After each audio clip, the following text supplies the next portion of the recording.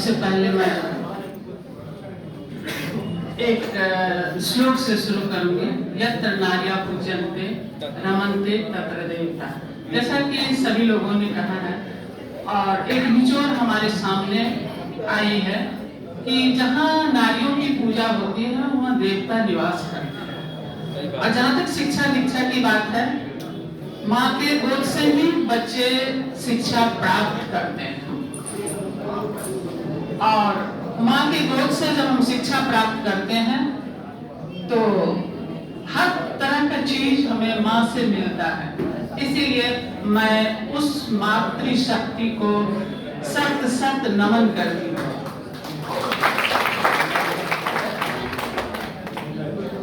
आज हम सभी यहाँ अंतर्राष्ट्रीय महिला दिवस के लिए एकत्रित हुए। आज का दिन बड़ा ही शुभ दिन है, बड़ा ही अच्छा दिन है कि इस अवसर पर हम महिलाओं के विभिन्न चीजों को याद करते हैं, विभिन्न योगदानों को याद करते हैं। तो फिर मैं अपनी मातृशक्ति को नमन करती हूँ। मंच पर उपस्थित हमारे पूर्व विभागाध्यक्ष शिक्षा विभाग के मसूद आलम खान साहब, मंच पर उपस्थित डॉक्टर कल्याणी कुमारी, वरीय शिक्षक और इग्नो के जाकिर हुसैन सेंटर के कोऑर्डिनेटर मोहम्मद इर्तिजा अहमद साहब और हमारे पुराने कलीग में सबसे छोटे और सबसे तीक्ष्ण बुद्धि वाले विभिन्न जगहों से विभिन्न मतलब समय के साथ चलने वाले, हम ये कहेंगे कि समय के साथ चलने वाले डॉक्टर इम्बासात उलग साहब का और सामने बैठे हुए हमारे कलीग डॉक्टर फिरोज अकरम साहब, डॉक्टर मंजर सुलेमान साहब, डॉक्टर प्रतिभा रानी सिंह, डॉक्टर कुमारी सरिता, डॉक्टर सबिहा, डॉक्टर मनोज साहब, डॉक्टर सीएन झा जी, सामने बहुत लोग हैं, पुराने और नए, और मेरे प्यारे छात्र छात्राओं, सभी का इस सभागार में मैं अभिनंदन करती हूँ और यथोचित मेरे तरफ से यथोचित हम लोग आज बहुत ही अच्छा टॉपिक लेके आए हैं। इतिहास भी आपने शायद सॉरी मैं थोड़ा देर हो गई, उसके लिए मैं आप सबसे क्षमा प्रार्थी हूँ। मुझे जो कल नोटिस मिला था तो शायद समय पर नहीं आ सके, मैं उसके लिए क्षमा प्रार्थी हूँ। आज हम लोग महिला दिवस राष्ट्रीय महिला दिवस मनाने के लिए उपस्थित हुए हैं। इतिहास पर शायद लगता है कि मसूद साहब बहुत सारा बात कह चुके होंगे। यह कहाँ से शुरू हुआ है? न्यूयॉर्क में 1500 महिलाएं, 15,000 महिलाएं 1908 में 8 मार्च को ये अपने वेतन बढ़ोतरी के लिए, काम के समय को कम करने के लिए, वोटिंग अधिकार के लिए सबसे पहले आवाज उठाई थी। उसके बाद डेनमार्क में 1910 में आवाज उठाई गई और यूएनए ने 1977 में आके इसको महिला दिवस के रूप में 8 मार्च को घोषित कर दिया गया। मैं ज्यादा इस पर नहीं जाना चाहूंगी। अब हम लोग महिला दिवस मनाते हैं, मनाने का एक हम लोगों का अवसर क्यों आ गया? जबकि महिलाओं का योगदान अगर हम इतिहास देखें तो महिलाओं का योगदान शुरू से ही है। ऐसा नहीं है कि महिलाओं का योगदान नहीं है। हमारी धरती मिथिलांचल माँ जानकी की भूमि है, विद्यापति की भूमि है, मैत्री गार्गी यही की है। तो फिर हम लोग मतलब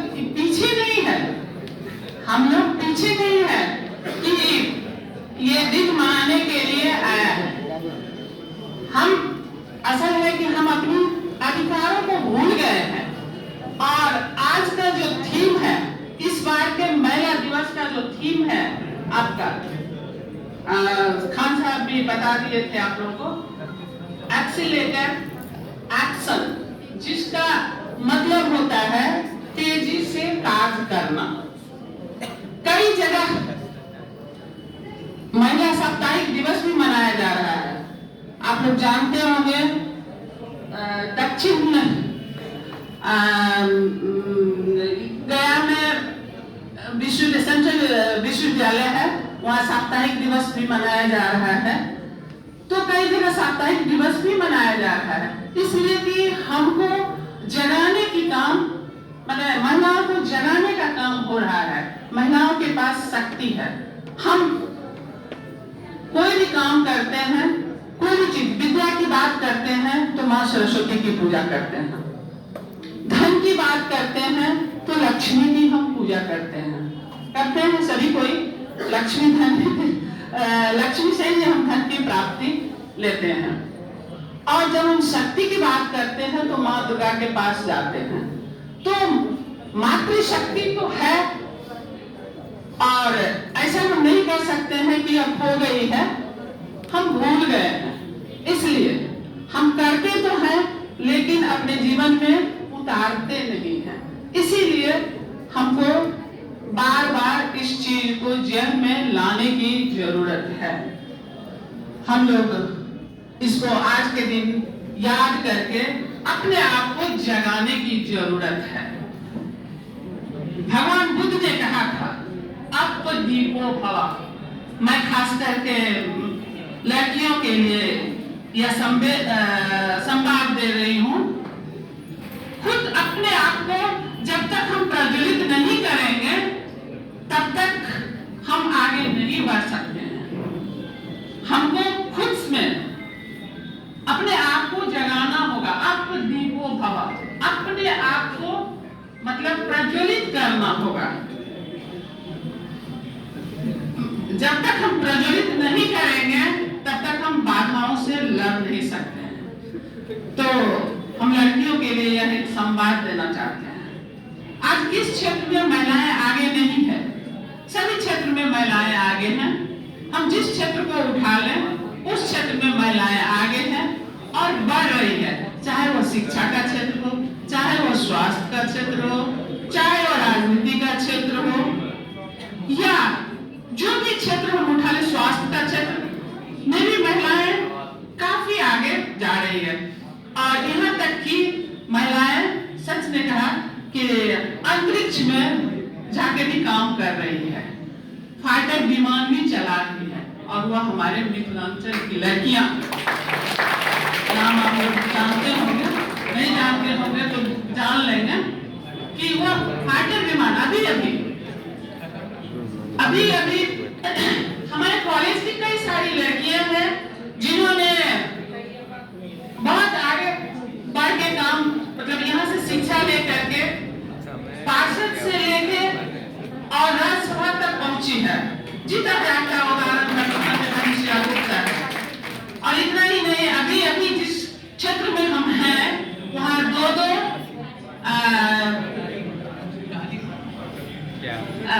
दो महिलाएं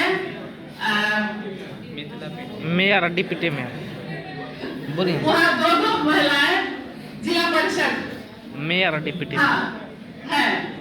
तो ये एक बहुत बड़ी बात है। ऐसा नहीं है कि कहीं कोई बाधाएं हैं। बाधाएं हमारी, हम मतलब बाधा बनते हैं, हम उसको चुनते हैं, इसलिए बाधा हमारे सामने उपस्थित होते हैं। तो हम इन बाधाओं को, जिस तरह से शक्ति की बात हम करते हैं, तो वो शक्ति लेके हम अगर बाधाओं को दूर करने की कोशिश करेंगे तो शायद हम बहुत आगे बढ़ते हुए चले जाएंगे।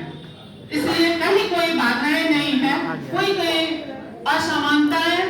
पुरुष, जैसे कि एक लड़की पढ़ रही थी कि पक्षी आकाश में उड़ते हैं तो दोनों पंख को उड़ना चाहिए, दोनों पंख को उड़ना चाहिए। मतलब समाज की गाड़ी की दो पहिए हैं पहियों को चलना चाहिए।